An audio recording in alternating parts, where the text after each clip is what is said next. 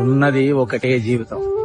మళ్ళీ మనిషిగా పుడతామో లేదో కూడా తెలియదు, ఎప్పుడు పోతామో లేదో కూడా తెలియదు. తెల్లారితే బ్రతుకుంటామో లేదో కూడా తెలియదు.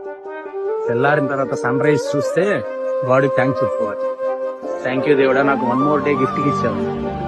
అటువంటి జీవితంలో మనం ఎలా గడపాలి, ఎంత హ్యాపీనెస్ గడపాలి, ఎంత మెమొరబుల్ మూమెంట్స్ ఉండాలి మన లైఫ్ లో.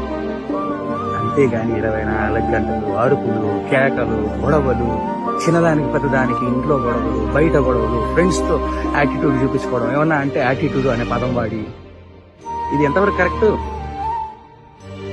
ఇది ఎంతవరకు కరెక్ట్? లైఫ్ లో రేపు చనిపోతే మిమ్మల్ని ఎవరు గుర్తుపెట్టుకోరు. మీకేం గుడి కట్టరు కదా.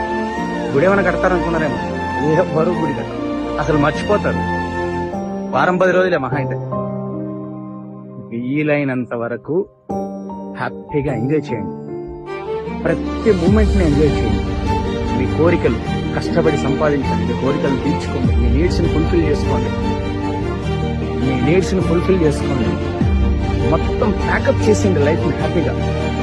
హ్యాపీనెస్ ని ప్యాకప్ చేయండి.